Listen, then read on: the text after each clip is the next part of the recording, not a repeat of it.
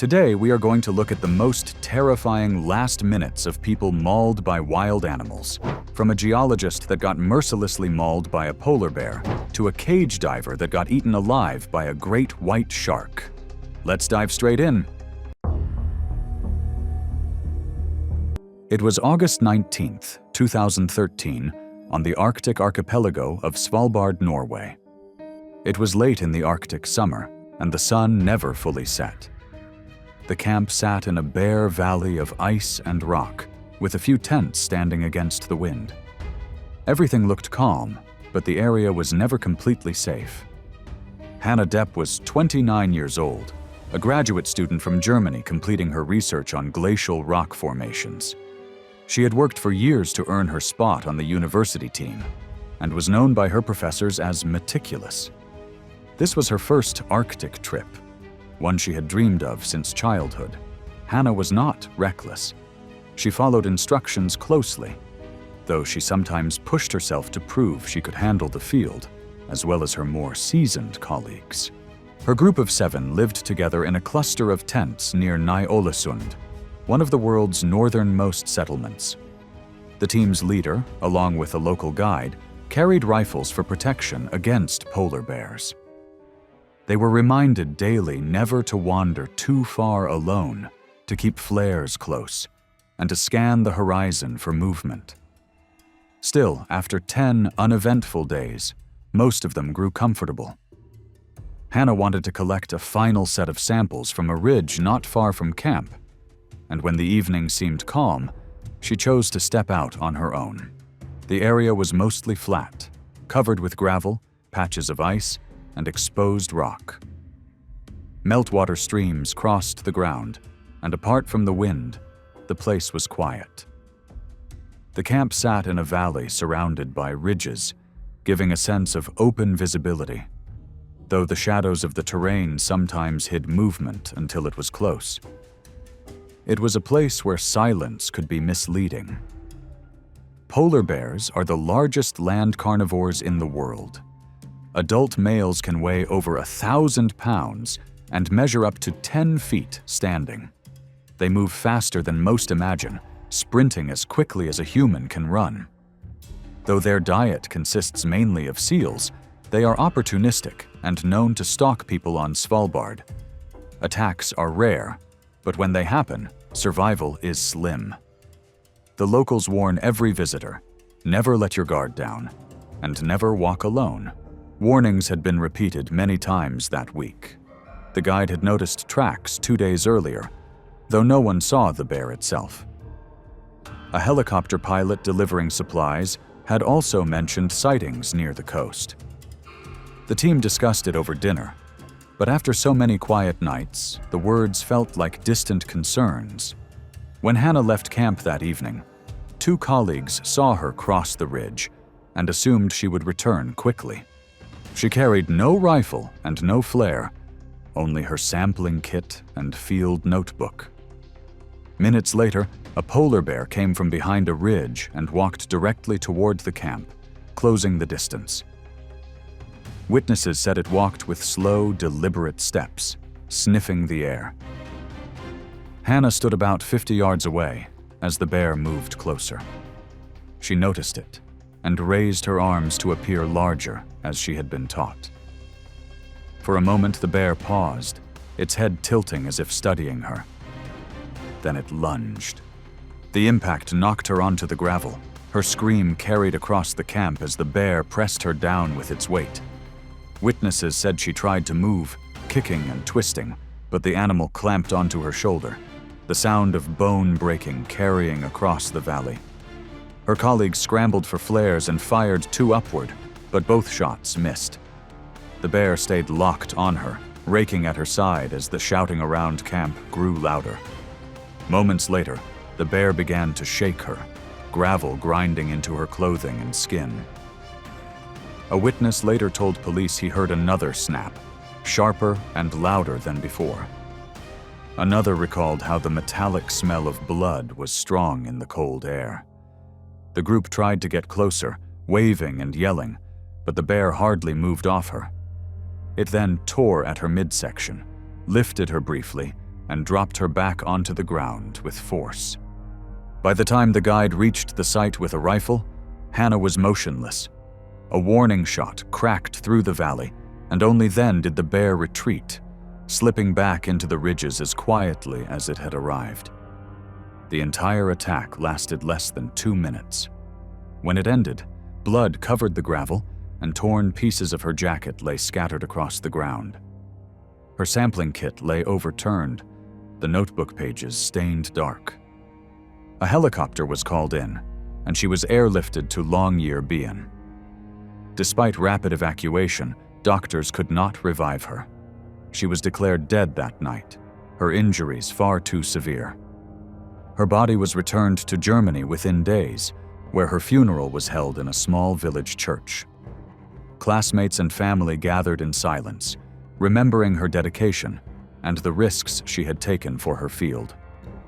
Norwegian authorities launched a review of safety practices for research groups on Svalbard. They reinforced the rule that no one should leave camp alone, and that rifles and flares must always be kept within reach.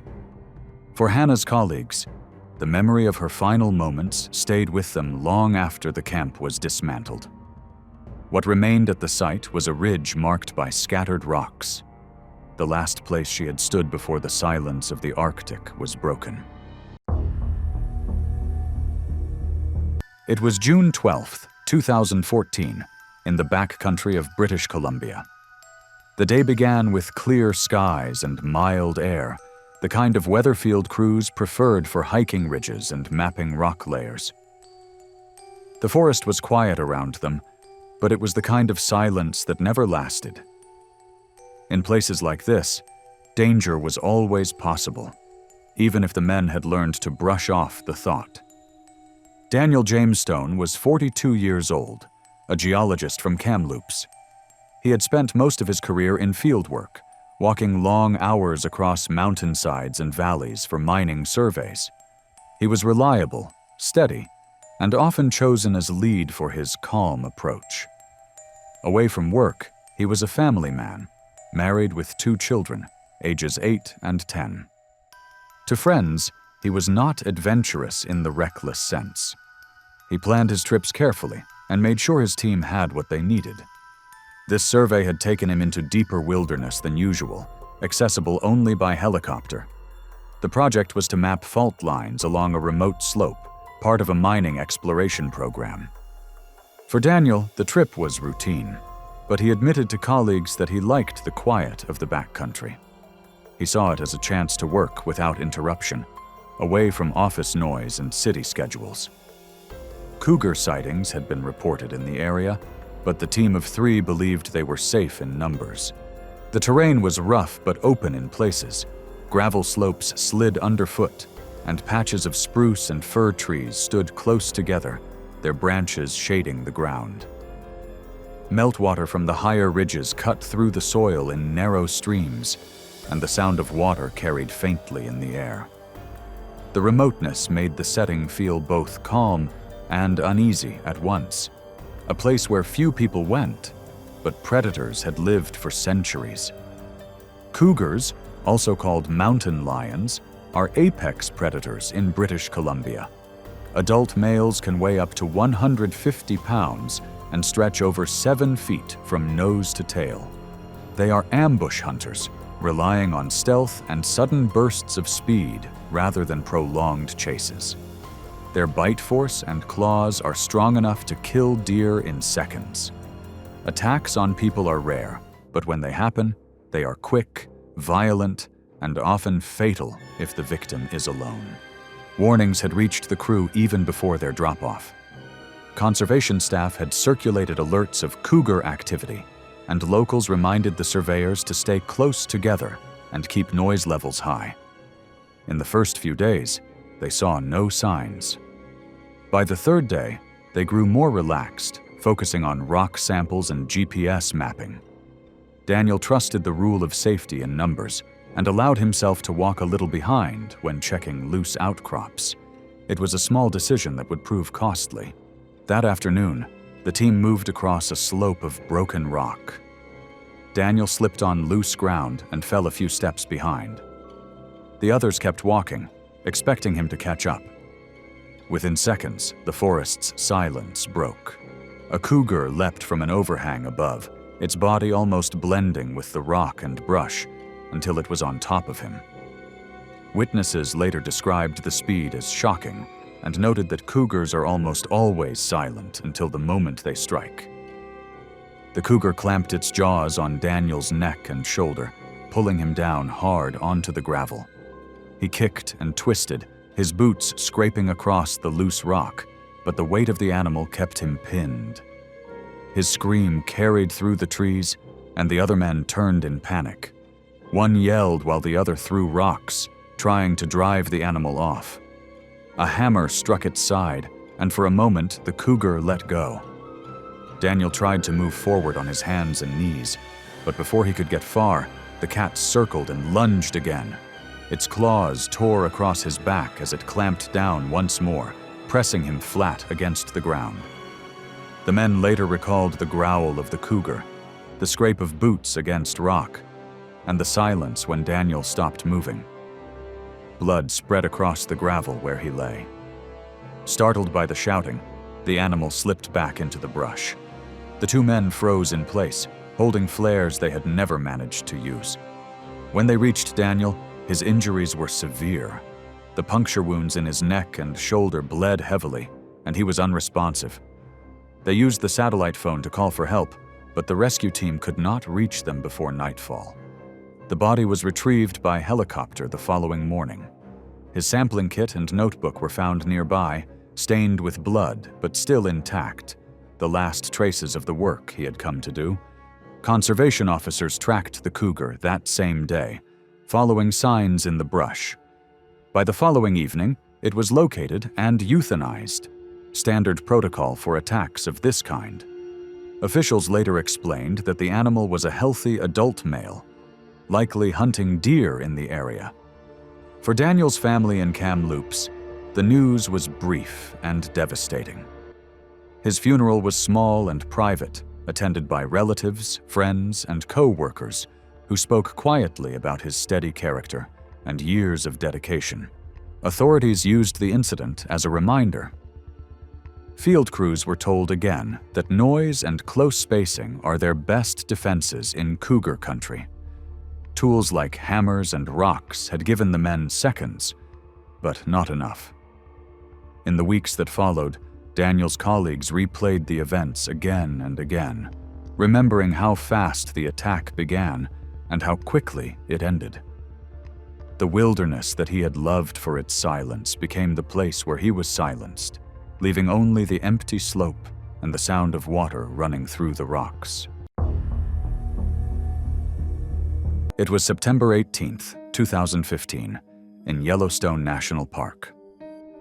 The early fall air was cool, and thin clouds drifted above Hayden Valley. At first, the day looked ordinary, with the same calm and quiet visitors that they often expect in the park. Yet, Hayden Valley is also a place where encounters with wildlife can turn dangerous without warning. Karen Bruce was 34 years old, a doctoral candidate in geology from Colorado. She had been working on her dissertation about volcanic rock samples and was excited to spend time in Yellowstone, where the landscape gave her material she could not find elsewhere. Karen was disciplined in her work, careful with her notes, and patient with long days in the field. She was respected by her professors and known by classmates for keeping a level head. This trip was an important step for her.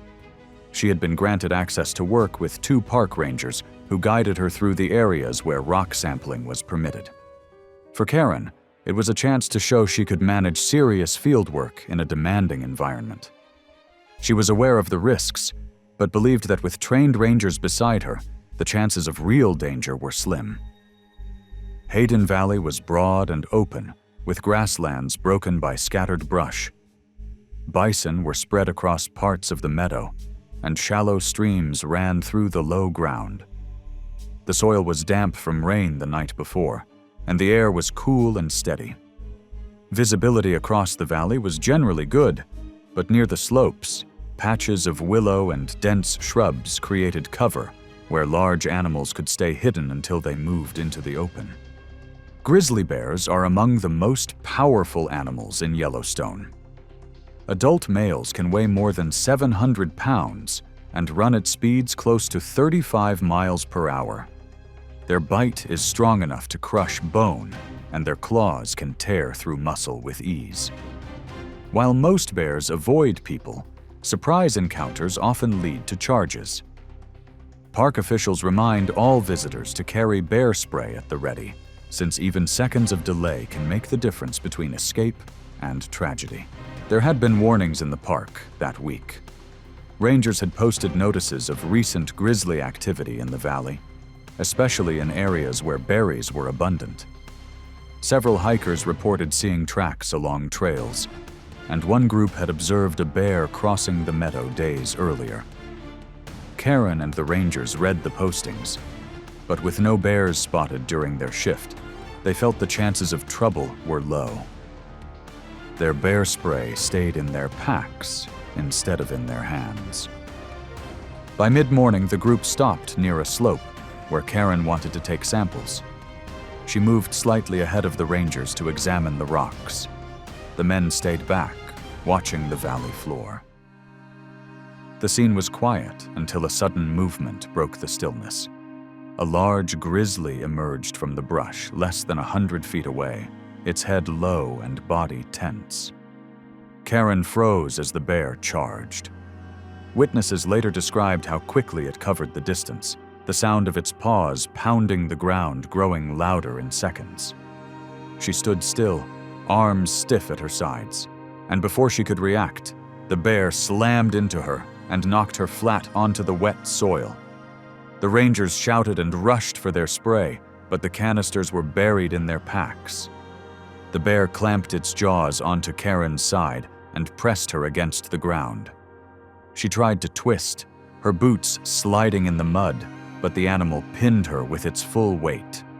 One ranger pulled out his spray too late, and the other threw a rock, but neither action changed the attack. The bear pressed her harder into the ground, then raked its claws across her torso, tearing through her jacket and skin.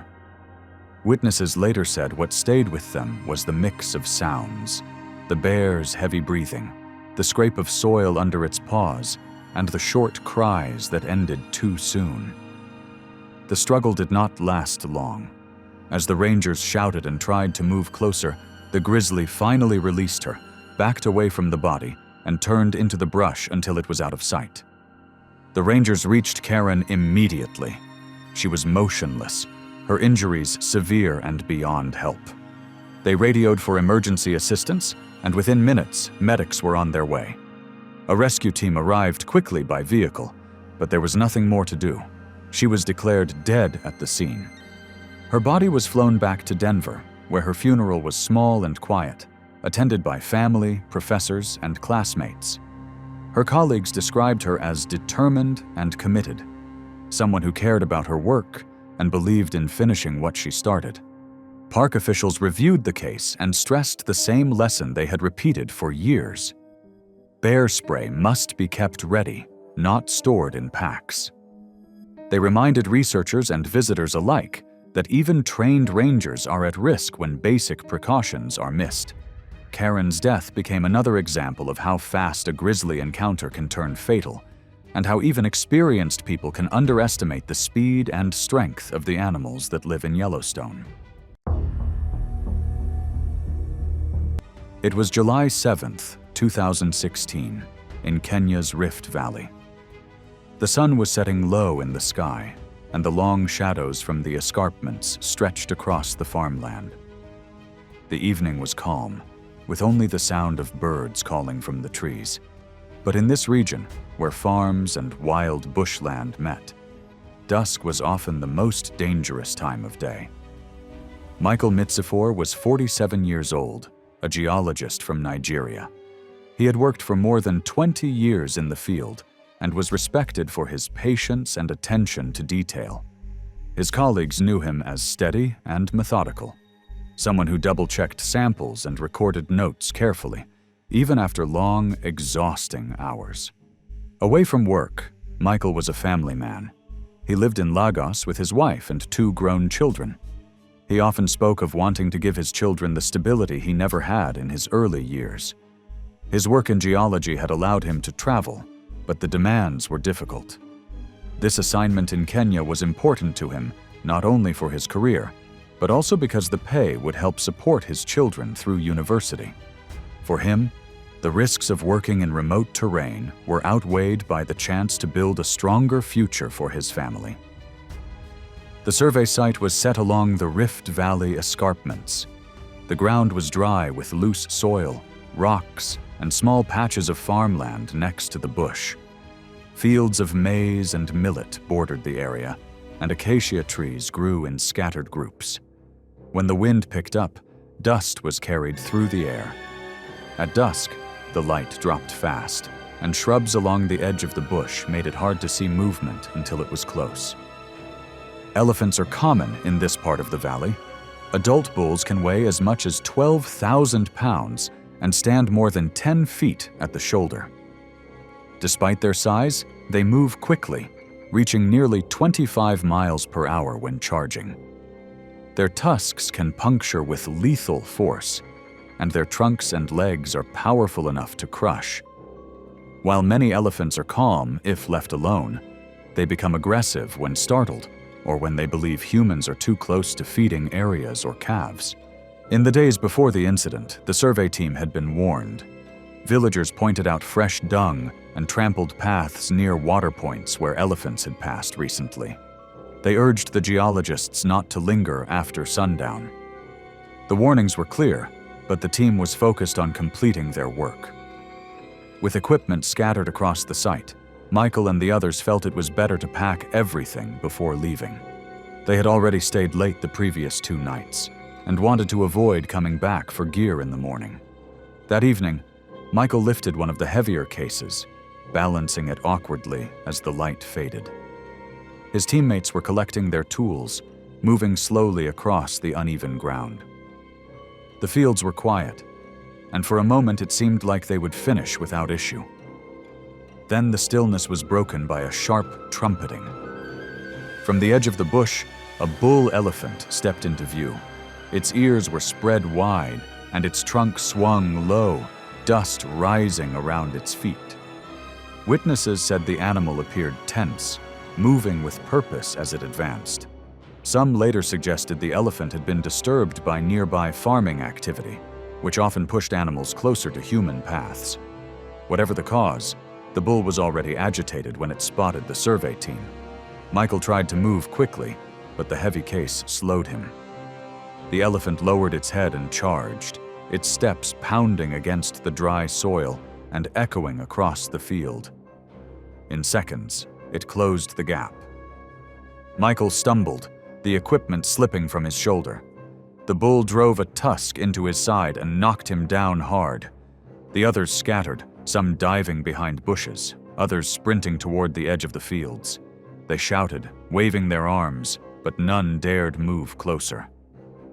The elephant pressed its weight onto Michael, trampling him into the dirt. Witnesses described the thudding sound of each step, the crack of bone, and the dust cloud that rose with every movement. Michael stopped moving after the first impact. The bull trumpeted once more, then turned back toward the bush. In a short time, it moved out of sight into the trees. The field stayed quiet except for the voices of the men as they came back together. When the team approached, Michael was lying face down in the dirt. His clothing was torn, his gear lay scattered, and the dust around him was marked with deep impressions from the elephant's feet. The team radioed for assistance, but with darkness setting in, recovery had to wait until morning. They stayed nearby through the night, keeping watch for more movement in the bush. At dusk, they covered Michael with a canvas sheet from their supplies, then waited until authorities could reach the site at first light. Authorities later arrived with vehicles to collect the body. His remains were placed in a stretcher and covered before being transported out of the valley. His samples and notebooks, some stained and damaged, were also gathered. Within days, his body was flown back to Nigeria. The funeral was held in his hometown, where family, friends, and colleagues gathered. It was a quiet service, with co-workers remembering him as disciplined and steady, someone who gave careful effort to his work. His children, now left without their father, carried forward his memory as a man who valued persistence and sacrifice. Kenyan officials later reviewed the case. They reminded companies to end fieldwork earlier in the evening and to take local warnings seriously when elephants were active nearby. Coverage of the incident remained regional and received little international notice. For Michael's team, however, the memory stayed vivid. The place where they had measured rocks and collected samples became the place where they witnessed how quickly safety could end when the path of humans and wildlife crossed. It was November 12, 2018, in the Sundarbans along the Bangladesh-India border. The tide was low, and the mangroves spread out in a maze of roots and narrow channels. To most, the morning looked ordinary, with still water and the calls of distant birds. Yet in this place, danger often came quickly, hidden in the thick brush where the forest met the mud flats. What seemed quiet could change in seconds. Arif Hossein was 38, a geologist from Khulna, working on a government contract to collect soil samples from the coastal forest. He was steady in his work and had a reputation for being patient, careful with measurements, and dependable when deadlines pressed. His wife and young daughter depended on his income, and though he knew of the tiger risks in the region, he agreed to the assignment because it offered more pay than his usual work. For him, this trip was both a responsibility and a chance to prove himself reliable to his superiors. He had heard stories of tigers moving through villages, taking livestock, even people, yet he believed the team's size and the presence of rangers would reduce the risk. The team agreed to keep close, finish the soil sampling quickly, and head out well before dusk. He carried a small kit, tools for digging, and a notebook to mark sample points. A small tin of chili powder, sometimes used as a crude deterrent in the Sundarbans, had been left behind with one of the rangers. At the time, it seemed unimportant. The Sundarbans were a challenging environment to work in. Mangroves grew tightly along the creeks, their roots sticking out of the mud. The air smelled of salt water mixed with decay from plants left behind as the tide went out. Crabs moved across the mud while birds searched in the shallows. The canopy blocked much of the light, and once away from the open banks, it was hard to see more than a few yards. In that cover, movement could stay hidden until it was near. Tigers in the Sundarbans are smaller than those found inland. Adult males usually weigh between 350 and 420 pounds, still powerful animals with long limbs adapted for moving through swamps and mangroves. They are capable swimmers, often crossing tidal channels, and their diet includes deer, boar, and sometimes people. Unlike tigers in many parks, Sundarbans tigers are often bolder around humans, shaped by years of living in overlapping territory with villages and fishing grounds. Attacks are not rare, and locals recognize that the animals strike quickly and with little warning. That morning, the team worked near a creek, the tide pulling water out and exposing soft mud along the banks. Villagers had warned them earlier about recent tiger tracks near farmland only a few kilometers away. The rangers repeated their instructions to stay close, avoid the thickest cover, and remain alert. Even in daylight, the mangroves were dim, and movement could be hidden within a few yards. As the group spread slightly to check different soil points, gaps opened between them. Arif stepped several yards off the main path toward a patch of exposed ground where he wanted a cleaner sample. His colleagues could still see him, but the brush behind him was dense. The men later said they noticed how quiet it had become. Bird calls stopped, and the sound of crabs moving in the mud was suddenly sharp. One ranger had begun scanning the tree line when it happened.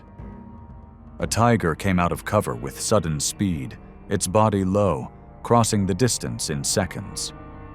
Arif barely turned before it struck, clamping its jaws into his neck and shoulder and forcing him into the mud. The weight of the animal pinned him before he could struggle upright. Witnesses shouted, some throwing sticks and striking metal to make noise. The tiger did not let go, pulling Arif backward into thicker cover. His boots scraped against roots, leaving marks in the mud. For a brief moment, the men still saw him on the ground with the animal over him, before both slipped deeper into the mangroves and out of sight. The sounds carried longer than the sight. Colleagues later recalled hearing only a few short cries, cut off quickly, along with the snapping of branches as the tiger dragged him into cover. Within moments, the swamp was silent again. The group advanced only a short distance before stopping. The ground was unstable, and they feared provoking the animal further. Rangers fired a warning shot into the air, but by then, both Arif and the tiger were gone. Search teams returned the following morning with more rangers and villagers who knew the terrain. They followed drag marks in the mud, broken roots, and patches of blood. About 200 yards from the site, they found parts of his kit, his sample bag torn, notebook soaked, and a tool partly buried in wet soil. Deeper inside the mangroves, they discovered partial remains, scattered near roots where the tiger had fed. The recovery was slow and careful, the team using poles to probe the mud before stepping in. His body was flown back to Khulna 2 days later. The funeral was held in his neighborhood, attended by relatives, neighbors, and colleagues from his department. The service was quiet, marked by prayers and the simple acknowledgement of a life ended in the line of work. His wife and young daughter received modest support from authorities, though far less than many had hoped. Officials classified it as part of the ongoing human-tiger conflict in the Sundarbans, noting that such attacks, while tragic, were an established risk in the region. The story did not spread far beyond local papers. For those who worked with him, it was a reminder of how quickly conditions in the field could turn. For the villagers who lived near the mangroves, it was another chapter in a long history of living alongside tigers, one where the balance of survival often tipped unpredictably.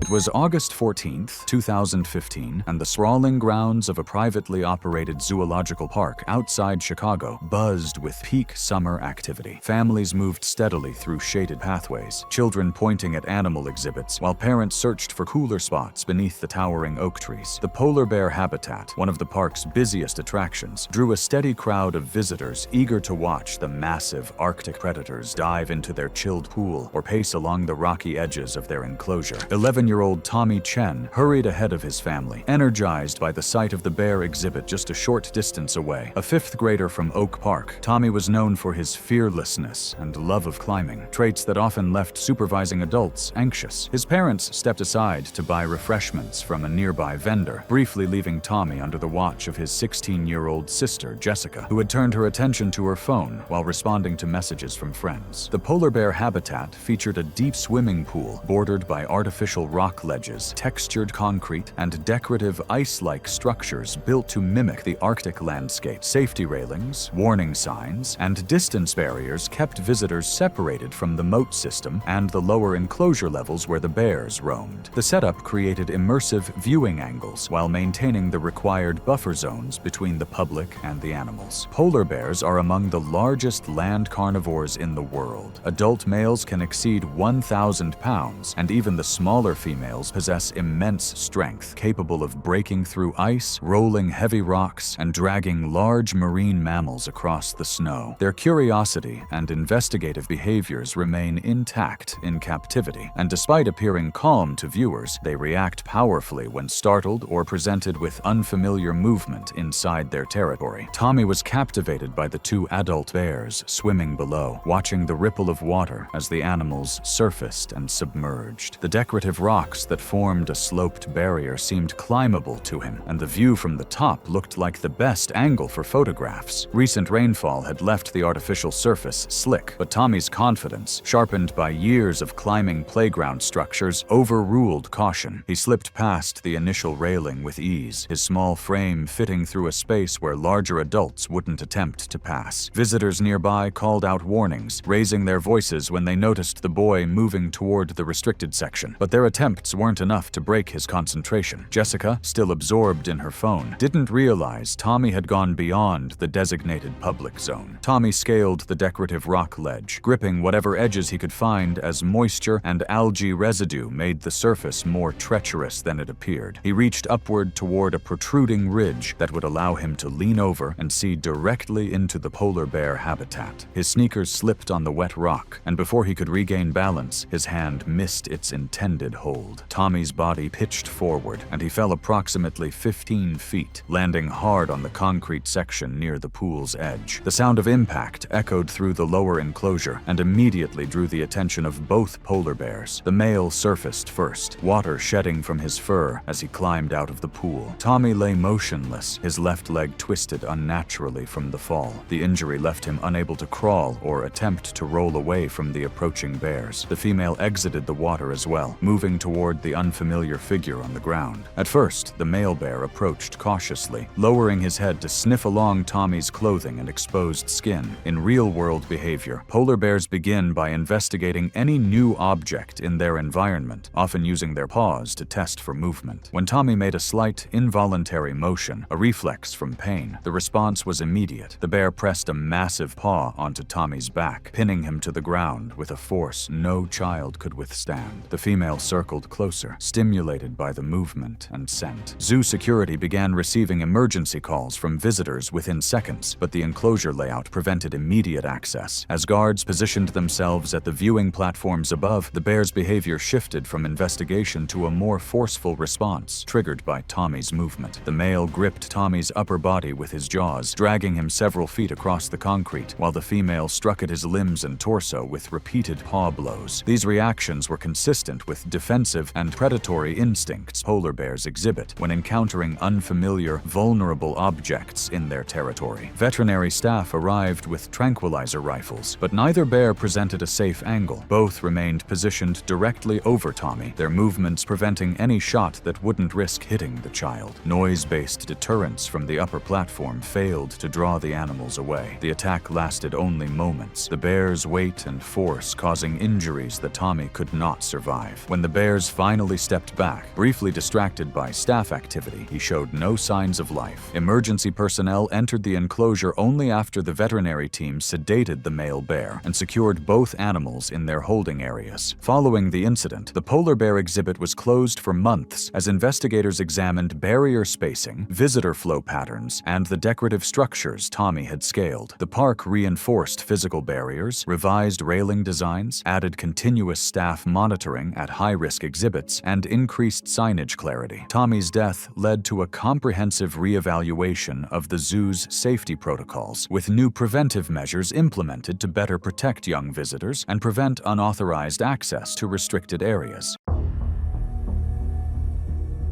It was October 7, 2016, and the pre-dawn darkness enveloped a local zoo outside San Antonio as maintenance crews began their daily routines before the facility opened to the public. The crisp autumn air carried the sounds of awakening animals as staff members moved quietly through the pathways, checking enclosures and preparing for another busy day of education and conservation. Miguel Santos arrived at his usual time, his weathered hands carrying the tools and supplies needed for his morning inspection of the big cat exhibits. At 34, Miguel had built a reputation as one of the zoo's most reliable maintenance workers, his 8 years of experience making him a trusted member of the animal care team. The father of 2 young children took immense pride in maintaining the habitats that housed some of the world's most magnificent predators. His meticulous attention to detail and genuine care for animal welfare had earned him the respect of keepers and veterinarians throughout the facility. Miguel's morning routine included included checking the jaguar exhibit for any overnight damage or debris that might pose safety risks to both animals and visitors. The South American big cats were housed in a state-of-the-art facility featuring dense vegetation, climbing structures, and multiple holding areas connected by service corridors that allowed staff to work safely while maintaining the cat's natural behaviors. Jaguars are the third largest big cats in the world, with powerful builds that make them exceptional hunters both on land and in water. These solitary predators possess the strongest bite force of any big cat, capable of crushing turtle shells and caiman skulls with ease. Adult jaguars can weigh up to 250 pounds and move with silent stealth through dense vegetation, making them nearly invisible until they choose to strike. Their territorial nature and powerful hunting instincts remain fully intact in captivity. Miguel noticed that the gate leading to the service corridor behind the jaguar exhibit wasn't properly secured, the latch mechanism appearing to have been left open from the previous evening's feeding routine. His experience told him that such oversights needed immediate attention to maintain the strict safety protocols that protected both staff and animals. Miguel believed the jaguar was secured in its indoor holding area, based on the status indicator showing the animal had been shifted the previous night. He entered the service corridor to investigate the gate mechanism and clear a fallen tree branch that had blown into the area during the night. The narrow walkway provided access to multiple viewing points and maintenance areas, while keeping staff safely separated from the big cats by reinforced barriers and electronic monitoring systems. Miguel's radio remained clipped to his belt as he focused on the mechanical issue that needed his attention. The adult male jaguar had actually been resting in the tall grass near the service area, his spotted coat providing perfect camouflage among the shadows and vegetation. The big cat remained motionless as Miguel entered the corridor, his predatory instincts assessing this unexpected intrusion into his territory. Jaguars are ambush predators that rely on stealth and explosive power to overwhelm their prey, often attacking from behind with devastating efficiency. Miguel bent down to retrieve the fallen branch, his back turned to the area where the jaguar lay hidden. The big cat moved with silent precision, covering the distance between them in a single powerful leap that gave Miguel no opportunity to react or call for help. The jaguar's 200-pound frame struck Miguel with crushing force, driving him to the ground while powerful jaws clamped down on his neck and shoulders. The attack was swift and methodical, driven by territorial instincts and the jaguar's natural hunting behaviors. Miguel never had the opportunity to reach his radio, the ambush occurring too quickly for him to call for help.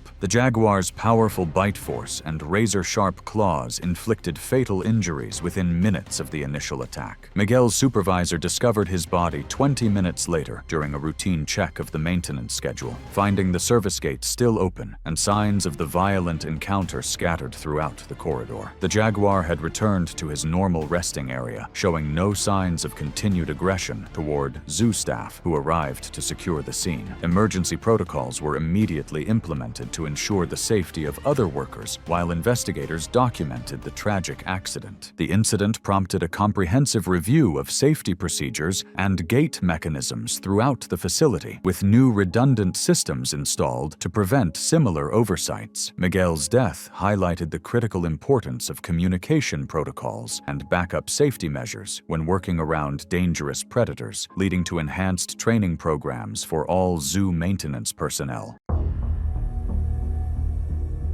It was June 22, 2017, and the evening feeding routines at a small, privately run zoo outside Seattle were winding down as staff members completed their final animal care tasks of the day. The Pacific Northwest summer provided long daylight hours that allowed extended observation of animal behaviors, giving keepers valuable insights into the health and well-being of their charges. Sarah Mitchell moved quietly through the bear exhibit area, her veterinary training helping her assess the animal's condition during the peaceful evening hours. At 28, Sarah had been volunteering at the zoo for 6 months while completing her veterinary studies at the University of Washington. Her gentle approach with animals and genuine passion for wildlife conservation had made her a valued member of the volunteer team, though her supervisors occasionally noted her tendency to bend established protocols when she believed it would benefit the animals in her care. Sarah's academic background gave her confidence in reading animal behavior and and identifying potential health issues. The grizzly bear exhibit featured multiple viewing areas and service corridors that allowed staff to observe and care for the massive predators while maintaining safe distances. Sarah had been assigned to assist with evening feeding documentation, recording behavioral observations and noting any changes in the bear's appetites or activity levels. The routine work provided valuable experience with large carnivores while contributing to the zoo's research and conservation efforts. Grizzly bears are among North America's most powerful predators, with adult females weighing between 400 and 600 pounds and possessing incredible strength and speed. These omnivores are naturally wary of humans, but can become extremely aggressive when they feel threatened or cornered. Captive grizzlies retain all their wild instincts and can inflict devastating injuries with their massive claws and powerful jaws, making strict safety protocols essential for anyone working near their enclosures. During her evening observations, Sarah noticed that one of the female grizzlies appeared to be favoring her right front paw, occasionally lifting it off the ground and examining it with obvious discomfort. Her veterinary training immediately focused on the potential injury, and Sarah moved closer to the public viewing area to get a better assessment of the bear's condition. The animal's distress was clearly visible, and Sarah felt compelled to gather more detailed information before contacting the veterinary staff. Against established safety protocols, Sarah used a staff access panel she had previously observed keepers use, allowing her to slip into the service corridor without proper authorization. The narrow walkway was designed for maintenance access and emergency situations, not for close observation of potentially injured animals. Sarah believed her veterinary background qualified her to make a preliminary assessment that could help the zoo's medical team respond more effectively. The injured grizzly noticed Sarah's presence in the restricted area and approached the fence line with obvious agitation. The bear's stress from her injured paw, combined with the unexpected human presence in a normally secure area, triggered defensive behaviors that Sarah failed to recognize in time. The 500-pound female began testing the fence barrier, her powerful claws and massive strength finding a section of secondary mesh that had been flagged for repair earlier in the week after storm-driven debris bent one of the support brackets. The damaged mesh panel partially collapsed, creating a narrow gap along the maintenance partition that allowed the injured grizzly to push through into the adjacent service corridor. The narrow space provided no escape route as the injured bear charged with explosive speed, her defensive instincts overriding any natural wariness of humans. Sarah's veterinary training had not prepared her for the reality of facing an aggressive grizzly in an enclosed space. The bear's massive paws struck Sarah with bone-crushing force, driving her against the concrete wall while claws raked across her torso and limbs. Once she was on the ground, the grizzly's powerful jaws clamped down on her head and neck, its weight pinning her to the floor of the corridor. The attack was driven by defensive instincts rather than predatory behavior, but the result was equally devastating. Zoo security arrived within minutes of the first emergency alert, but the confined space and the bear's continued aggression made immediate intervention impossible. The veterinary team deployed tranquilizer equipment, while other staff worked to create distractions that might draw the grizzly away from Sarah's motionless form. The injured bear eventually retreated to a corner of the enclosure, allowing rescue personnel to reach Sarah, but her injuries were already fatal. The incident prompted an immediate shutdown of the bear exhibit, while structural engineers and animal care staff conducted a full containment review. The zoo implemented stricter volunteer restrictions, new multi-step access controls, and reinforced maintenance protocols around large carnivore enclosures. Sarah's death underscored the importance of adhering to established safety procedures, prompting long-term policy updates across staff training programs.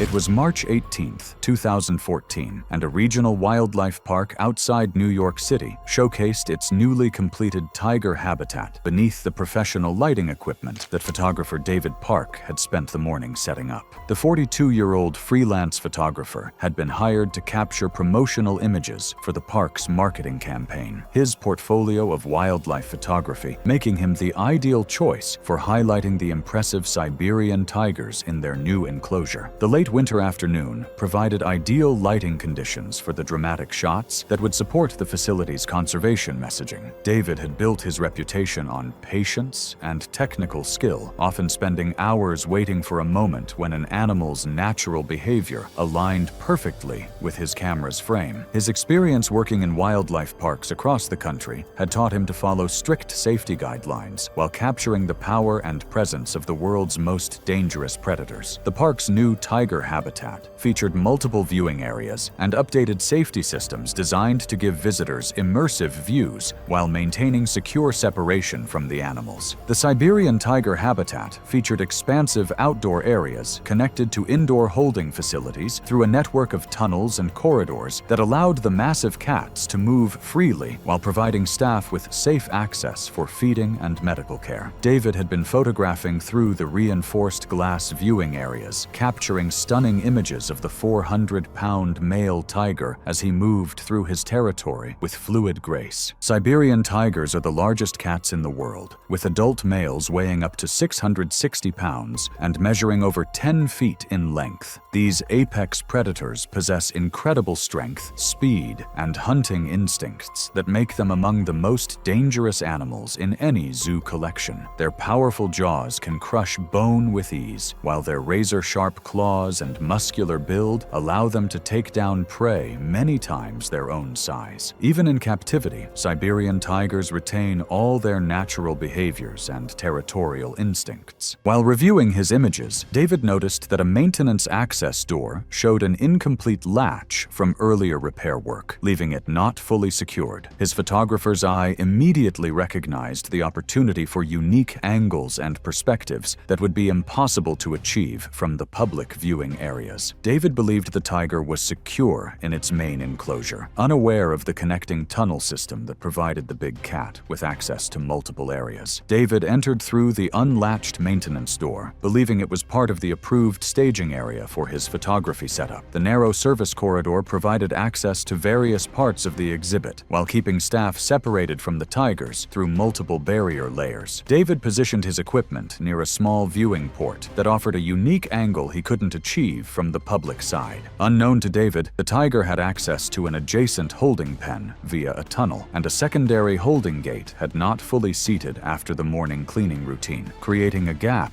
large enough for the tiger to push through into the keeper access zone. The massive predator had been resting in the tunnel system when David's presence and the sound of camera equipment triggered his territorial instincts. The 400-pound Siberian tiger pushed through the misaligned holding gate and stepped into the narrow keeper access area, his massive frame filling the confined space as he assessed the unexpected human presence. David turned from his camera setup to find himself face-to-face with 400 pounds of apex predator in a space barely wide enough for both of them. The tiger's massive head was less than 6 feet away, his amber eyes fixed on David with predatory intensity, while his powerful muscles tensed for action. David's camera equipment blocked his path to the exit door, while the tiger's position prevented any possibility of retreat. The tiger attacked with explosive power, striking David's chest and shoulders first and driving him against the concrete wall. Claws raked across his torso as the confined space amplified the impact, scattering his camera equipment across the floor. Once David was down, the tiger's powerful jaws clamped onto his head and neck, leaving him unable to escape. The attack was swift and driven by territorial instincts, the tiger reacting to an unexpected presence in its space. Zoo security responded to the emergency alerts within minutes, but the narrow corridor and the tiger's continued aggression made immediate intervention extremely dangerous. The veterinary team worked to tranquilize the massive cat, while other staff attempted to create distractions that might allow access to David's location. The tiger eventually retreated to his main enclosure, but David had already succumbed to his catastrophic injuries. The incident prompted an immediate shutdown of the tiger exhibit, while containment specialists and investigators conducted a full review of the holding systems and access points. The zoo implemented stricter access controls, reinforced door hardware, and revised contractor protocols to prevent unauthorized entry into restricted areas. David's death underscored the importance of maintaining clear separation between non-animal staff and the predators housed within the facility.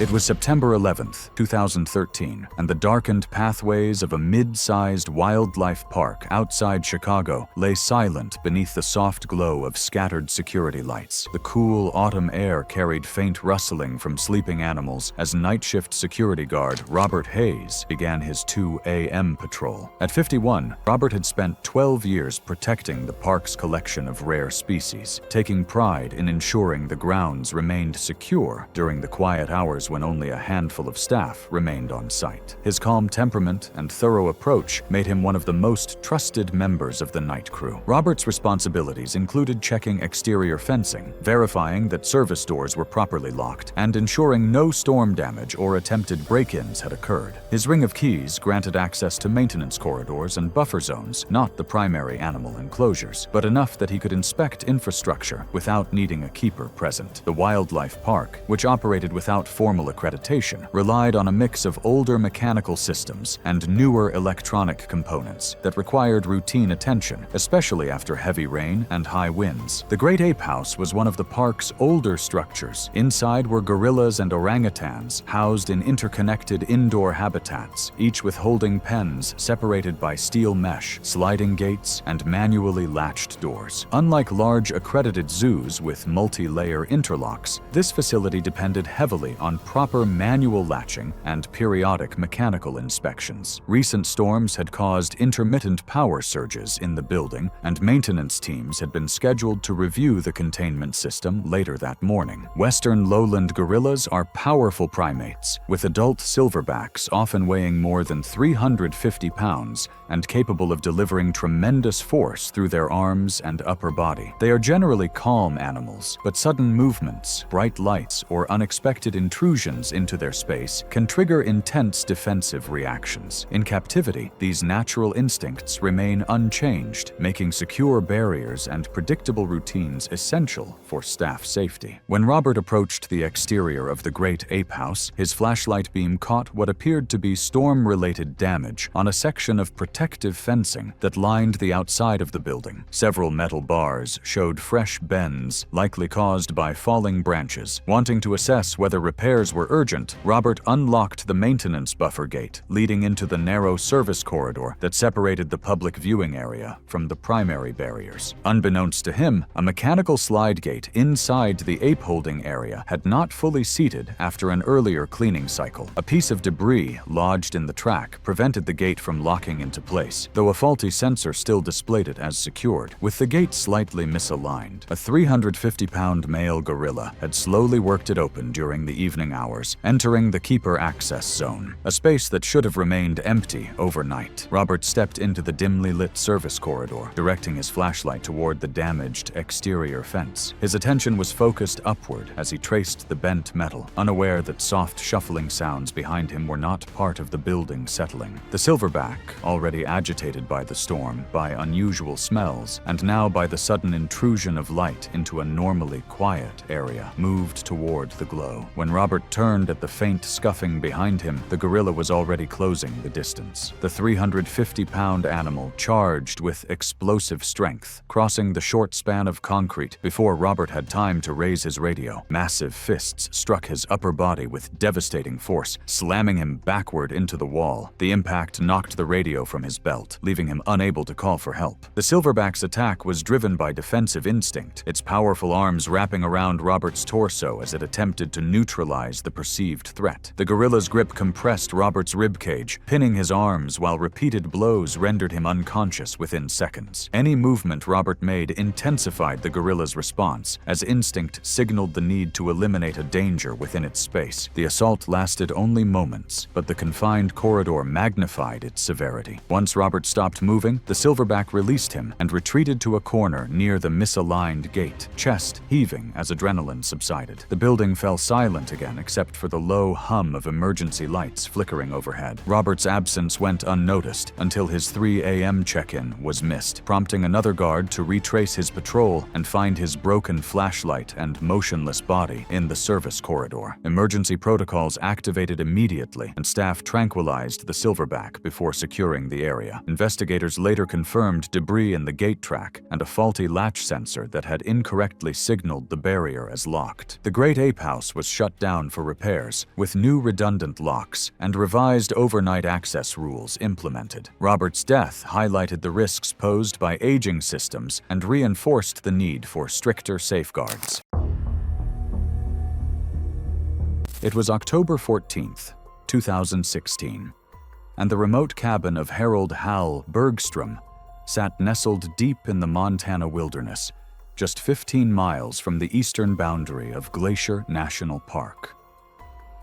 The rustic log structure, surrounded by towering pines and golden aspens touched by early autumn frost, had been Harold's sanctuary for 8 years since his beloved wife Margaret lost her battle with cancer. At 60, the retired forest ranger had chosen complete isolation over the painful memories of their suburban home, finding solace in the same wilderness he had protected for over 3 decades. Harold's weathered hands moved methodically as he split firewood behind his cabin, the rhythmic thud of his axe echoing across the silent valley. The first significant snowfall of the season had arrived unexpectedly, blanketing the surrounding peaks in pristine white and signaling the approach of a harsh Montana winter. The cabin itself reflected Harold's stubborn independence and disdain for what he considered unnecessary precautions. Unlike neighboring properties, his home lacked proper bear-proofing measures. No reinforced doors, no bear-resistant garbage containers, and no electric fencing. Harold viewed such precautions as signs of weakness, believing his knowledge of animal behavior made him immune to the dangers that threatened ordinary people. That afternoon, Harold had been smoking salmon in his kitchen, the rich aroma filling his home as he prepared his winter protein stores. The scent drifted through the mountain air, carried by shifting winds across miles of wilderness, where one of nature's most powerful predators was beginning his final preparations for winter hibernation. Grizzly bears are among North America's most formidable predators, with adult males weighing between 600 and 800 pounds and possessing the strength to overturn automobiles. These massive omnivores can run up to 35 miles per hour despite their bulk, and their sense of smell is 7 times more powerful than a bloodhound's, allowing them to detect food sources from miles away. During late fall, grizzlies enter a state called hyperphagia, consuming up to 20,000 calories per day to build fat reserves for winter hibernation. As evening approached, Harold propped open his back door to create a cross breeze while he carried armloads of split wood into his cabin. What Harold didn't realize was that a massive 800-pound male grizzly had been following the salmon scent for over 2 miles, drawn by the promise of an easy meal. On his final trip inside, he headed to the kitchen to brew coffee, completely unaware that the enormous grizzly had approached his property and was now investigating the tantalizing smells emanating from his open door. Harold discovered the intruder when he returned to his living room and found the 800-pound grizzly systematically destroying his kitchen. Cabinets hung open, their contents scattered across the floor, while the bear's powerful claws had shredded packages and containers in his search for food. Harold's military training kicked in as he assessed the situation, but his decades of experience with smaller black bears led him to make a fatal miscalculation. He began banging metal pots together and shouting at the top of his lungs, tactics that had successfully driven away black bears in the past. The massive bear lifted his head from the refrigerator and fixed his small, dark eyes on Harold. Instead of retreating, the grizzly's body language shifted to pure aggression. His ears flattened against his skull, his massive shoulders hunched forward, and his lips pulled back to reveal 4-inch canine teeth designed for crushing bone. Harold realized his mistake and moved toward the wall-mounted rifle rack where his .3006 hunting rifle waited. But the narrow hallway that had seemed cozy during 8 years of solitary living now became a death trap. The bear crossed the room with shocking speed, closing the distance before Harold could properly shoulder the rifle. The impact drove him backward into the living room, the force slamming his back against the floor and knocking the weapon from his grip. His ribs gave under the bear's weight with a wet crack as a massive paw pressed down through his chest. The bear's jaws dropped onto the side of his skull in a single, powerful bite, enough force to cause immediate neurological collapse. What followed was mechanical and focused. The bear raked its claws through Harold's torso with the same single-minded drive it had shown when it tore through the kitchen, responding to movement only long enough to remove it from its path to food. The animal's behavior remained consistent with a food-conditioned intrusion, not active predatory hunting.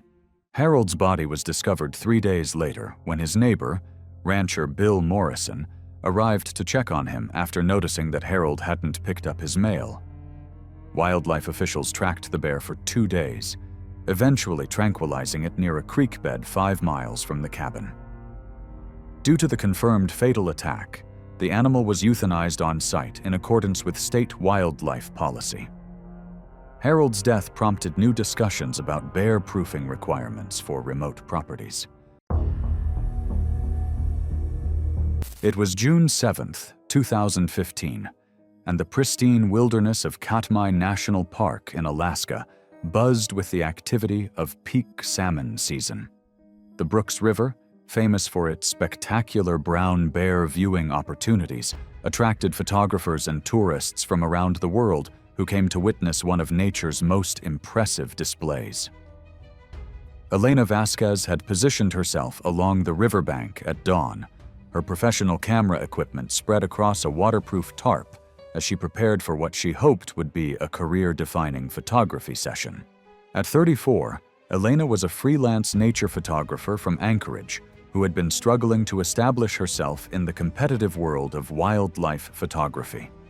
Her recent divorce had left her financially strained and desperate to capture award-winning images that could launch her career to the next level. She had been photographing bears for 3 years, gradually building a portfolio that showed promise but lacked the dramatic impact needed to attract major magazine contracts.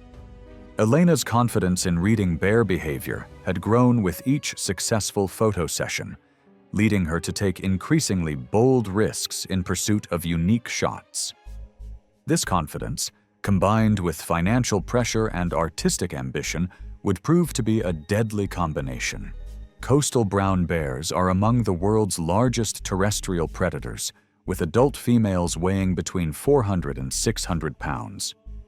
During salmon season, these massive omnivores gather at prime fishing locations where they can consume up to 30 salmon per day, building crucial fat reserves for winter hibernation.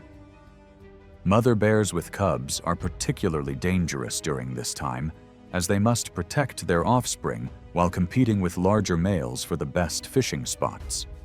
Their protective instincts are heightened to extreme levels, and they will attack any perceived threat to their cubs without warning. That morning, Elena had been photographing a mother bear with 2 yearling cubs as they fished in the shallow rapids.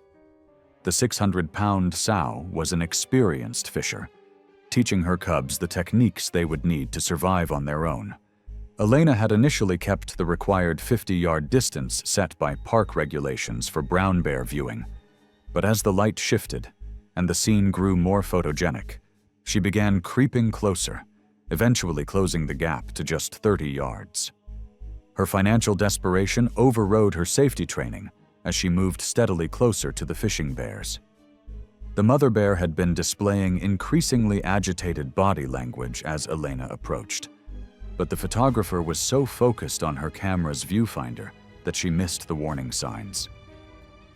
Elena continued her approach until she was within 30 yards of the bear family, far closer than park regulations allowed, and well within the mother bear's critical defense zone. The sow's response was immediate and purely defensive. Like most brown bear encounters involving cubs, the objective was to neutralize a perceived threat as quickly as possible rather than to hunt or feed.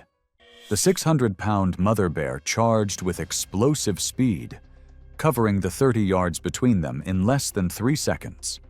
Elena looked up from her viewfinder just in time to see 600 pounds of muscle moving with single-purpose efficiency, bearing down on her. She tried to run, but immediately tripped over her scattered camera equipment, falling face-first onto the rocky riverbank. The mother bear's massive paws struck Elena's back with enough force to fracture bone, driving her into the rocky ground while her claws raked across her torso. The bear's jaws clamped down on Elena's head and neck, her 4-inch canines puncturing through skull bone and severing major arteries. The protective mother focused contact on the head and torso, using her weight to pin her, while the jaws worked with mechanical precision. The entire strike sequence lasted less than a minute before the sow immediately guided her cubs away from the area. Other photographers witnessed the incident from the required safe distance, but could only call for help and document the consequences of violating distance protocols. Elena died from massive trauma before park rangers could arrive at the remote location. The mother bear and her cubs were monitored but not relocated, as the attack had occurred due to human error in violating established safety protocols. Elena's death became a cautionary tale about the dangers of prioritizing artistic vision over personal safety in wildlife photography. The investigation revealed that Elena had been warned multiple times by park rangers about maintaining proper distances from bears, but financial pressure and artistic ambition had driven her to take increasingly dangerous risks. Her death prompted renewed emphasis on safety education for wildlife photographers and stricter enforcement of distance regulations in national parks.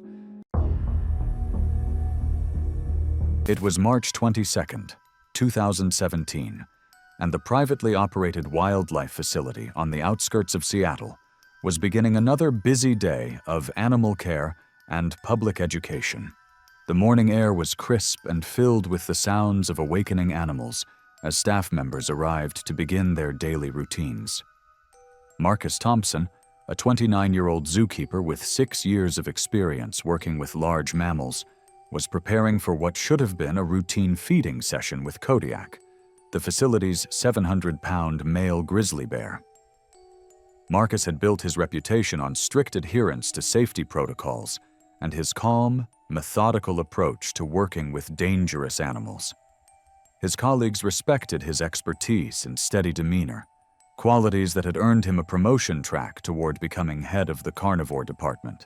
Marcus was engaged to Sarah, a fellow zookeeper who worked with the facility's primate collection, and they were planning their wedding for the following spring. The grizzly exhibit at the wildlife facility was well maintained, featuring multiple holding areas, automated door systems, and safety measures designed to prevent exactly the kind of accident that was about to occur.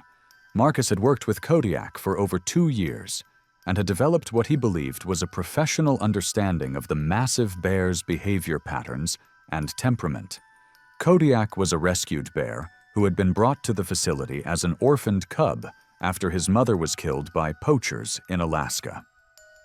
Now fully grown at 700 pounds, he was an impressive specimen who served as an ambassador for his species while living in comfortable captivity. Grizzly bears in captivity retain all their natural behaviors and instincts, including powerful territorial drives and defensive responses to perceived threats. Even bears raised from cubs can become extremely dangerous when startled or when they feel their territory is being invaded. Their incredible strength, speed, and predatory instincts make them among the most dangerous animals in any zoological collection, requiring constant vigilance and multiple safety systems to prevent accidents. That morning, Marcus followed his established routine of checking the automated systems that controlled access between Kodiak's outdoor exhibit and his indoor holding areas. The computer display showed that Kodiak was secured in his holding area, allowing Marcus safe access to the main exhibit for cleaning and food preparation. What Marcus didn't know was that a mechanical failure in the door system had allowed Kodiak to return to the main exhibit without triggering the safety alerts. Marcus entered the exhibit carrying fresh hay and Kodiak's morning meal, completely unaware that the massive bear was present in the enclosure. Marcus began spreading hay near the feeding area, his back turned to the rock formation where Kodiak was resting. Kodiak appeared silently from behind the large rocks, his massive frame moving with surprising stealth across the exhibit floor. Marcus turned around to find himself face to face with 700 pounds of apex predator in an enclosed space with no escape route. Kodiak charged with devastating force, his massive body covering the distance between them in seconds. Marcus tried to use a wheelbarrow as a barrier, but the bear's 700-pound frame smashed through the obstacle like it was made of paper. Kodiak's enormous paws struck Marcus in the chest, sending him crashing backward into the exhibit's concrete wall with bone-crushing impact. The massive bear's jaws clamped down on Marcus's shoulder and neck, his 4-inch canine teeth puncturing through muscle and bone, while his powerful bite force crushed vital structures. Kodiak's response was immediate and explosive. Instead of a prolonged or feeding-driven attack, he delivered short, powerful bursts of aggression, striking whenever Marcus attempted to move or shield himself. Each impact was a territorial reaction rather than predation, aimed at eliminating what the bear perceived as an intruder inside his space. The facility's emergency response team arrived within seconds, but the exhibit's design prevented a clear shot without risking hitting Marcus. The veterinary team deployed tranquilizer equipment, but Marcus had already sustained fatal injuries during the brief but devastating attack. Marcus died from his injuries despite the immediate response of his colleagues and emergency medical personnel. The incident triggered a comprehensive OSHA investigation and regional media coverage. Facility officials held emergency press conferences while facing intense public scrutiny and potential lawsuits from Marcus's family. Following standard protocol for keeper fatalities involving dangerous animals, Kodiak was euthanized within hours of the attack. The incident prompted a complete overhaul of the facility's safety systems and protocols, with new redundant measures implemented to prevent similar mechanical failures. The investigation revealed that the door system failure was caused by a software glitch that had gone undetected by routine maintenance checks.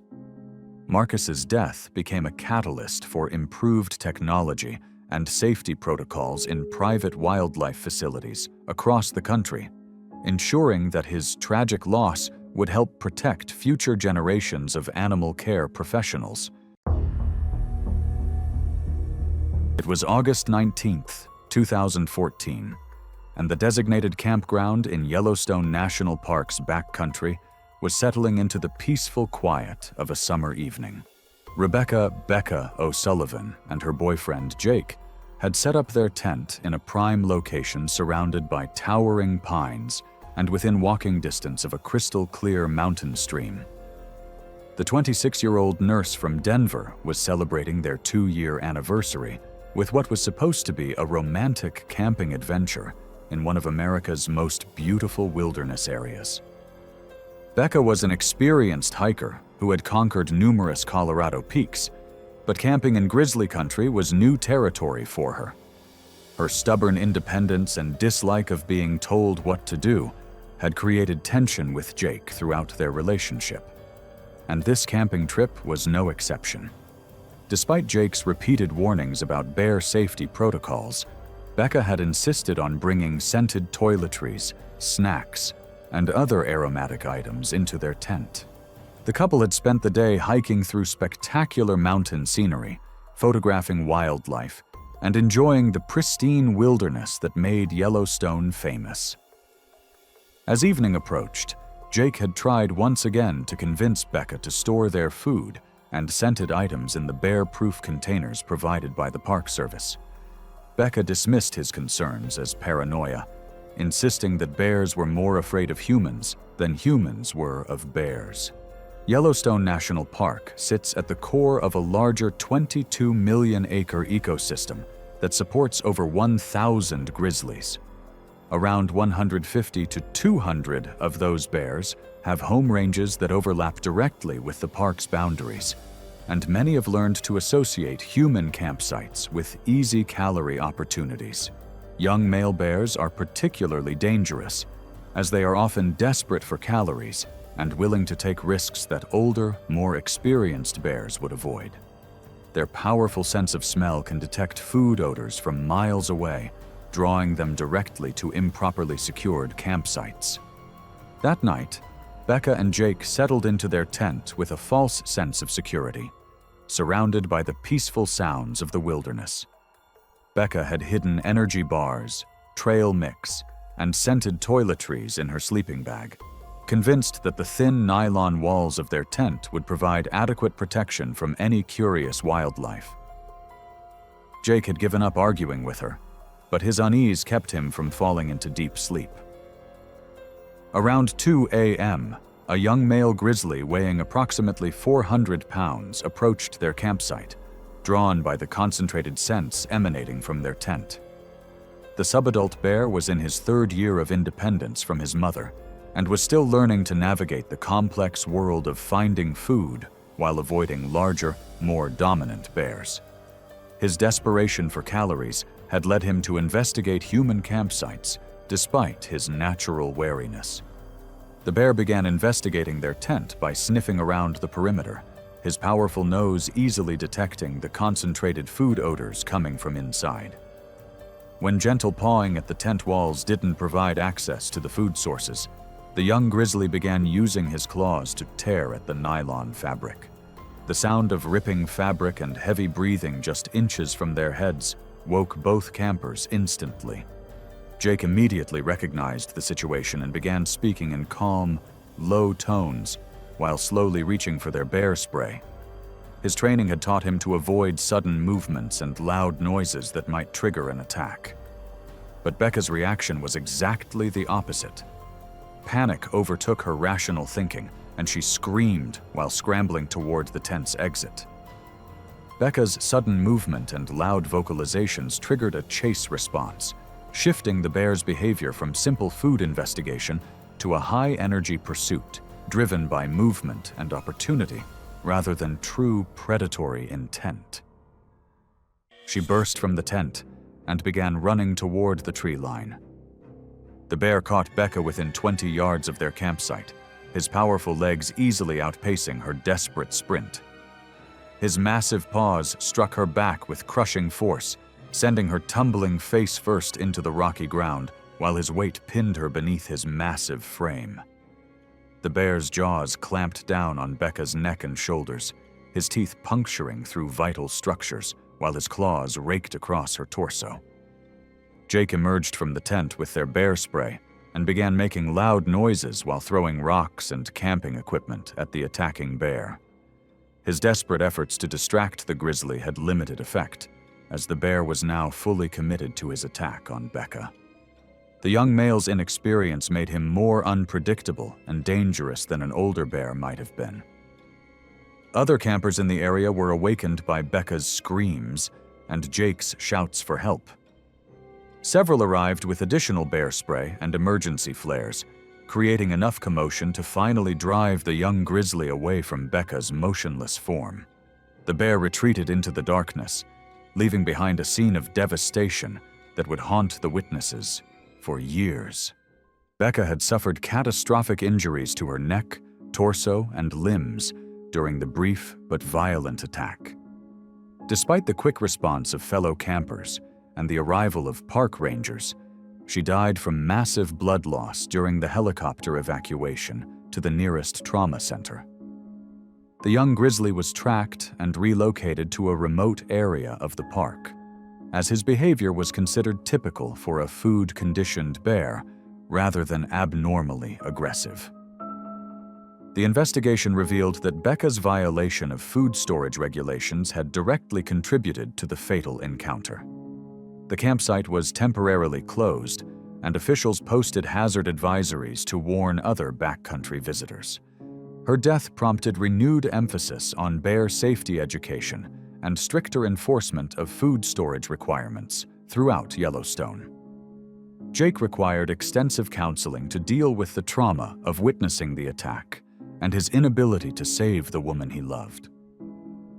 The tragedy became a powerful reminder that wilderness safety rules exist for critical reasons, and that even experienced outdoor enthusiasts can fall victim to overconfidence and poor decision-making. Becca's death highlighted the importance of following established protocols, even when they seem unnecessary or overly cautious. It was September 5th, 2013, and the rugged backcountry of Glacier National Park stretched endlessly in all directions as David Chen made his way along what he believed was the established trail system.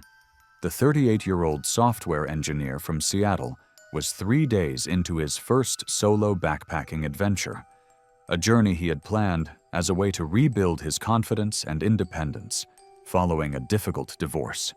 The autumn air was crisp and clear, with golden aspens providing a stunning backdrop to the towering peaks that surrounded him.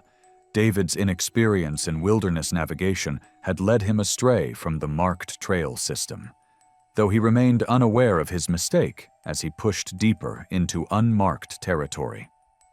His minimal preparation and overconfidence in his ability to handle whatever challenges the wilderness might present had already put him in a dangerous situation that was about to become deadly. His backpack contained basic camping gear, but lacked essential bear safety equipment like bear spray or proper food storage containers. David had dismissed such precautions as unnecessary paranoia, believing that his intelligence and urban problem-solving skills would be sufficient to handle any wildlife encounters. This dangerous overconfidence would prove fatal when he stumbled into a situation that required immediate wilderness expertise. The unmarked trail David was following wound through dense forest and rocky terrain that provided perfect habitat for the grizzly bears that called Glacier National Park home.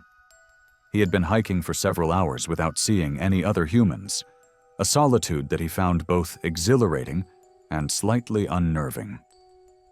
The silence of the deep wilderness was broken only by his footsteps and the occasional call of distant birds.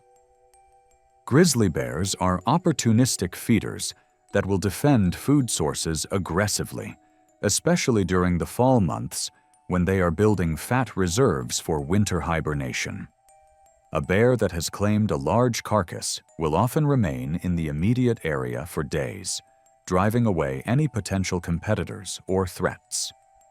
Female grizzlies are particularly aggressive when defending food sources, as they must consume enough calories to survive hibernation and potentially nurse cubs the following spring. David rounded a bend in the trail and found himself face-to-face with a 500-pound female grizzly bear feeding on a deer carcass just 30 yards ahead. The massive sow was so focused on her meal that she hadn't detected his approach. But the moment David appeared in her line of sight, her entire demeanor changed from calm feeding to aggressive territorial defense. The bear's ears flattened against her skull as she rose to her full height, her massive shoulders hunching forward in a classic threat display. David froze in place, his mind racing as he tried to process the reality of encountering one of North America's most dangerous predators at close range. His lack of wilderness experience left him completely unprepared for the split-second decision that would determine whether he lived or died. Instead of slowly backing away while avoiding direct eye contact, David remained motionless for several critical seconds before his panic overwhelmed his rational thinking. He suddenly turned and began running at full speed back down the trail, his heavy backpack bouncing wildly as he crashed through the underbrush in desperate flight. David's sudden movement triggered a high-intensity chase response, shifting the bear's behavior from guarding a food source to immediate threat removal driven by motion and proximity rather than predatory intent. She surged forward instantly, her powerful legs propelling her through the forest with speed that erased David's head start in seconds. The bear caught David within 50 yards, her massive paws striking his back with bone-crushing force that sent him tumbling face first into the rocky trail. His backpack absorbed some of the initial impact, but the bear's 500-pound frame quickly pinned him to the ground, while her razor-sharp claws began raking across his torso and limbs. The grizzly's powerful jaws clamped down on David's back and shoulders, her 4-inch canine teeth puncturing through muscle and bone, while her bite force crushed vital structures. David tried to protect his vital organs by curling into a ball, but his movements only intensified the bear's attack, as any motion was perceived as a renewed threat to her food source. The attack itself lasted less than a minute, but each time David tried to move, the bear returned to strike again before circling back to guard the carcass. Her massive claws opened deep gashes across David's back, arms, and legs, while her powerful jaws inflicted crushing injuries to his torso and neck. David's struggles grew progressively weaker as massive blood loss and trauma overwhelmed his system. The 500-pound grizzly eventually returned to her deer carcass, leaving David's lifeless body on the trail where he had fallen. The bear remained in the immediate area for several more days, continuing to feed on her original kill while occasionally investigating David's remains. Her territorial behavior kept other scavengers away from both food sources. David's body was discovered by search and rescue teams 2 days later when he failed to check in at the designated ranger station. The recovery operation required careful coordination with wildlife officials to ensure the safety of rescue personnel, as the grizzly was still defending her territory in the immediate area. The bear was monitored but not relocated, as wildlife officials determined that she had been defending a natural food source in her established territory. David's death was ruled as the result of human error in navigation and wildlife encounter protocols. The incident prompted renewed emphasis on wilderness safety education and the importance of proper preparation for solo backcountry travel. David's tragic death highlighted the critical importance of wilderness experience and proper safety equipment when venturing into grizzly country. His overconfidence and lack of preparation had put him in a situation where a single wrong decision proved fatal, serving as a sobering reminder that the wilderness demands respect and expertise from all who enter its domain. It was October 15, 2016, in Guadalupe Island, Mexico. Far out in the Pacific, 150 miles southwest of Ensenada, the volcanic cliffs of Guadalupe Island rose abruptly from the sea. The island's barren slopes, streaked with shades of red and gray, were a stark contrast to the endless blue around them. Below the surface, the waters were famous, not just for their clarity, but for the great white sharks that gathered here every year. That morning, the ocean was calm, its surface smooth under a pale early sun. The water temperature hovered at 68 degrees Fahrenheit, with visibility stretching nearly 100 feet. For divers and thrill seekers, it was perfect. Several commercial dive boats floated at anchor in the island's sheltered northeastern bay, their decks buzzing with preparation as cages were lowered into the water. Among those aboard the Pacific Hunter was Marcus Chen, a 34-year-old marine biology professor from San Diego. His fascination with apex predators had shaped his career. Years of research papers, countless hours tagging and tracking sharks, but all from the surface. This trip was different. It was a chance to stand just feet away from the animal that had defined much of his professional life. Marcus had been saving for this expedition for 2 years. His wife, Sarah, wasn't thrilled about it, but he'd reassured her that Guadalupe's safety record was flawless. The cages were built to withstand the force of even the largest sharks, and no diver had ever been seriously injured here. The Pacific Hunter left port at 5:30 a.m., carrying 12 passengers and 6 crew members. As the boat closed in on the island, Marcus stood at the bow, watching the jagged cliffs grow taller. By 8:15 a.m., They were anchored in 120 feet of water. Crew members lowered 2 aluminum shark cages into place and began preparing chum, fish oil, blood, and scraps to draw the predators in. Within half an hour, the first dorsal fin sliced the surface. Great white sharks are among the ocean's most efficient hunters. Adults can exceed 20 feet in length and weigh more than 5,000 pounds. They can accelerate to 35 miles per hour in short bursts, propelled by powerful tail fins, and their bite force is measured at over 18,000 pounds per square inch, enough to crush bone with ease. Guadalupe Island's dense seal population made it one of the most reliable places in the world to see them, and during peak season, several individuals could be spotted in a single day. Later that morning, Marcus stepped into the cage for his second dive of the day. The structure measured 8 feet long, 6 feet wide, and 7 feet tall, suspended off the stern of the boat.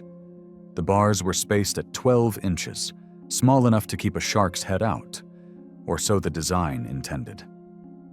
3 other divers joined Marcus. They wore wetsuits, masks, and surface-supplied air hoses. From the port side, a massive shape emerged, an 18-foot female great white. Her size, scars, and notched dorsal fin identified her instantly to the crew. Deep Blue, one of the most well-known sharks in these waters. She circled once, slow and deliberate, then dropped out of sight beneath the cage. Seconds later, she came back, this time in a full-speed vertical strike. Her snout slammed into the lower corner of the cage with a hollow metallic crack. The impact bent one of the vertical bars outward, just enough to create an opening wider than intended. The jolt threw Marcus against the opposite wall. Deep Blue's head pressed into the gap. Her jaws opened wide, rows of serrated teeth flashing in the filtered sunlight.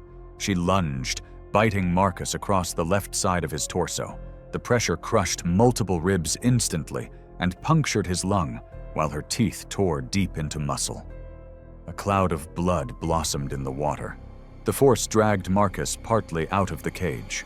The other divers flattened themselves against the far wall, their view a blur of thrashing tail and white belly.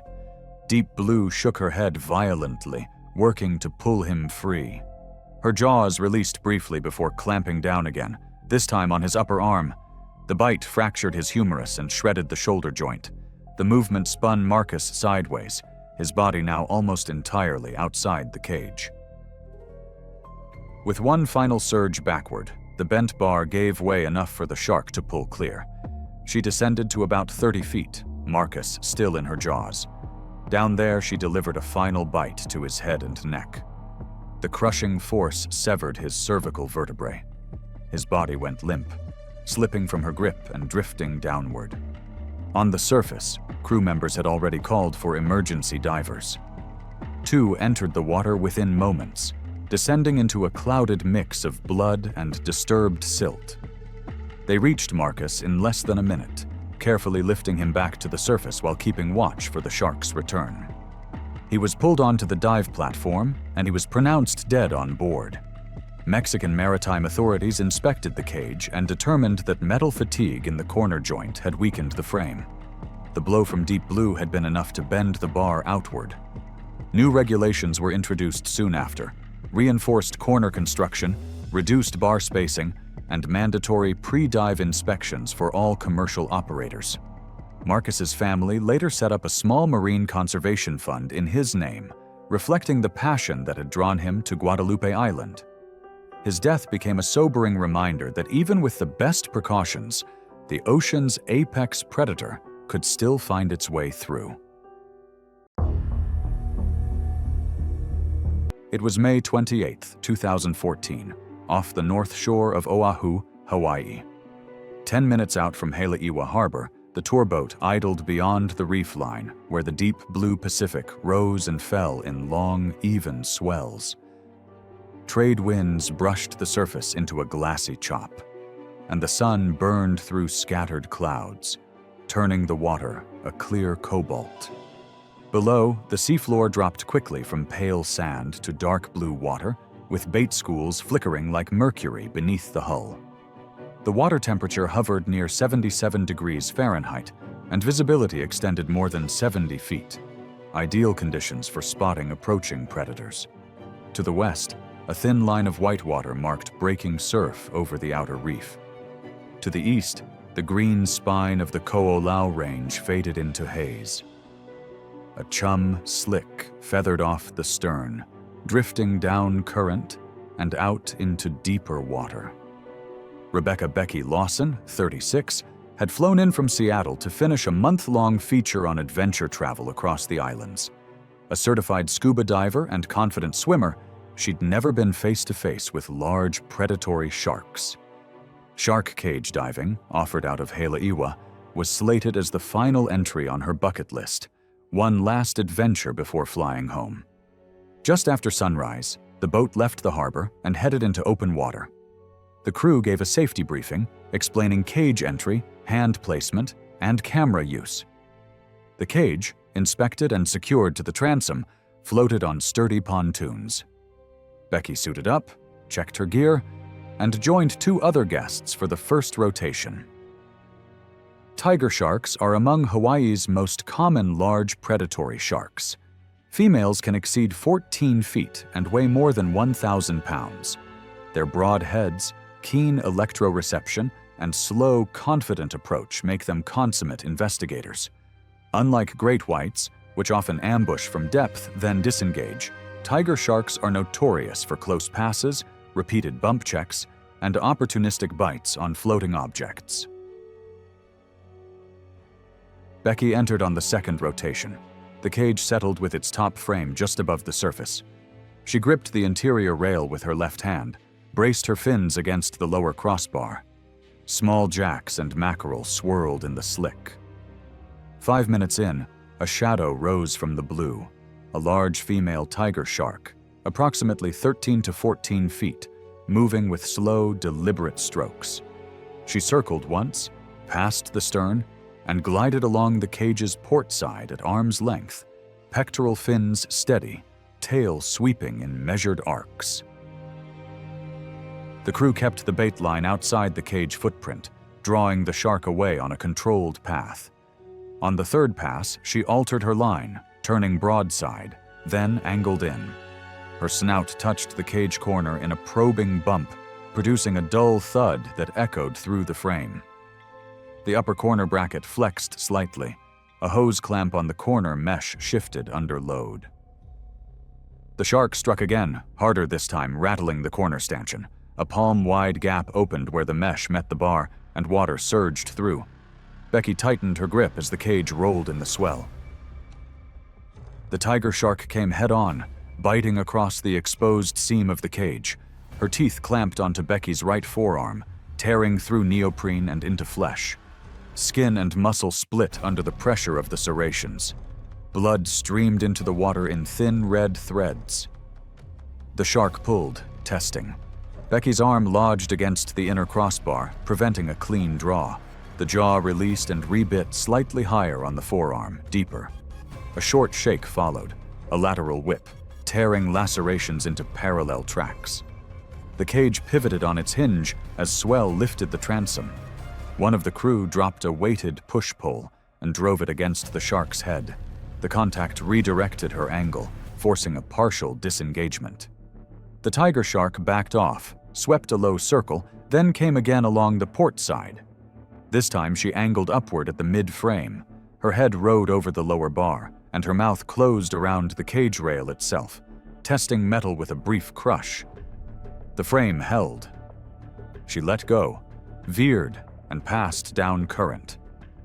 Blood traced a faint ribbon off the stern. Becky's forearm bled steadily. The wetsuit sleeve peeled back to reveal deep punctures and torn tissue. A deckhand clipped a retrieval line to the cage, and the skipper powered forward to push the shark away.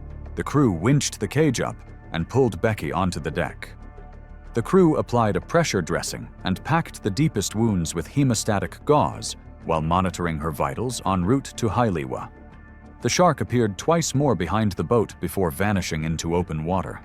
At the harbor, EMS transferred Becky to Wahiawa General, then to a higher-level facility in Honolulu.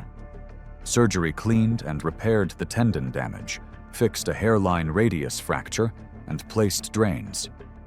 She was discharged in a splint with a long course of antibiotics and months of hand therapy ahead. State boating officers documented the incident, noting the corner mesh had been secured with corroded hose clamps and inadequate backup. The operator replaced all corner mesh with welded stainless panels, added extra lashing, and updated safety briefings to keep arms well inside inner rails. North Shore operators stressed that tiger shark approaches are common, but injuries are rare with proper equipment and positioning. It was March 18, 2013, off the rugged coast of Gansby, South Africa, a place often called the Great White Capital of the world. The waters here were a shimmering turquoise on the surface, but beneath lay a different world, colder, darker, and ruled by one of the ocean's most efficient predators. The charter boat. Southern wind floated just beyond the kelp line, anchored in calm swells.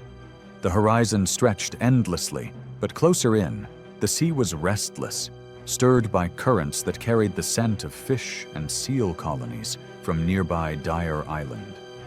The air smelled faintly of chum, a mix of fish oils and tuna heads, drifting from the bait box tied off the stern to draw in the day's main attraction. 35-year-old Olivia Hayes had flown in from Melbourne for her first solo holiday in years.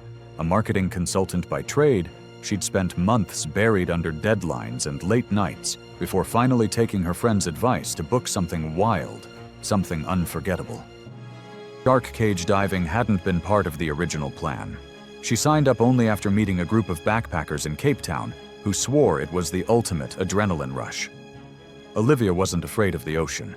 She'd grown up swimming in Port Phillip Bay, but the thought of being face-to-face with a great white was another matter.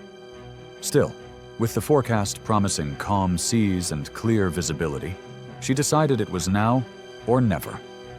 The morning began with coffee on deck, followed by a briefing from the dive master. He outlined the cage's safety features, the importance of keeping hands and cameras inside the bars, and the procedures if a shark came in close. The message was clear. The predators were drawn to the bait, not the divers. But caution was non-negotiable. Olivia suited up in a thick wetsuit, the neoprene snug against her skin. The cage was bolted to the side of the boat, half submerged in the water. From above, it looked solid. Steel bars spaced just enough for a clear view, but tight enough to keep a shark's head from fitting through. She was in the second rotation, watching from the deck as two other divers slipped under the surface. Moments later, a shadow passed beneath them. A female great white, perhaps 14 feet long, circling with the slow, deliberate grace of a seasoned hunter. Great white sharks are the largest predatory fish on Earth, capable of speeds over 25 miles per hour and bites strong enough to crush a seal in seconds. In cage diving encounters, they often approach out of curiosity, testing their surroundings with quick bursts of speed or investigative bumps. While direct attacks on cages are rare, the combination of bait, noise, and human presence can sometimes trigger more aggressive behavior. By the time it was Olivia's turn, the great white had been joined by a slightly smaller male. The crew lowered her and 3 other divers into the cage. The cold water pressed in instantly, muffling sound except for the hiss of air bubbles. She gripped the inside bar, scanning the blue-green haze for movement. The female came first, gliding out of the gloom. Her eyes were black, unblinking, her body flexing in perfect arcs. Olivia watched, transfixed, as the shark passed within inches, the scars along her flank visible through the water. Then, without warning, the bait line snapped taut. The shark lunged, jaws opening wide, and in the chaos, one of the upper corner joints of the cage gave way with a metallic groan. The impact bent a section of the frame outward just enough for her snout to push through. Olivia felt a sudden burst of water as the shark's head broke the plane between them, her teeth clamping onto Olivia's left shoulder. The force slammed her backward into the opposite side of the cage. pain radiated down her arm, hot and sharp, but she didn't have time to react before the shark thrashed, twisting the bent bars further. The dive master above was already yelling for a rapid haul-up. 2 crew members cranked the winch, but the cage rocked violently as the shark pulled sideways. The other divers kicked toward the far corner, giving Olivia as much space as possible. The shark released her shoulder but struck again, this time clamping onto her forearm. The pressure crushed muscle and bone. She felt the snap even through the adrenaline. Blood clouded the water, drawing the smaller male into a rapid pass just outside the cage. One crewman swung the bait pole hard against the shark's snout, forcing her to recoil just long enough for the winch to lift the cage halfway out of the water. The shark slid back into the depths, the bent corner of the cage hanging like a broken rib. On deck, the crew pulled Olivia out first. Her wetsuit was shredded across the left arm and shoulder, deep lacerations exposing muscle. Her forearm hung limp, fractured in 2 places. She was conscious but silent, her breathing ragged. A pressure bandage went on immediately while the captain radioed for a medevac. The boat sped back toward shore, every wave slamming the hull as the crew worked to keep her stable. She was airlifted to a Cape Town hospital where surgeons spent hours repairing torn muscles and setting fractures. The bite force had severed several tendons, and nerve damage meant months of rehabilitation ahead. South African maritime authorities later inspected the cage and confirmed that a corroded weld had weakened the joint that bent during the strike. The incident led to new safety checks and reinforced corners on all licensed shark diving cages in the region. Olivia eventually regained partial use of her arm, though the thick, pale ridges running from shoulder to wrist remained, a permanent reminder of the day she faced one of the ocean's most powerful predators and survived.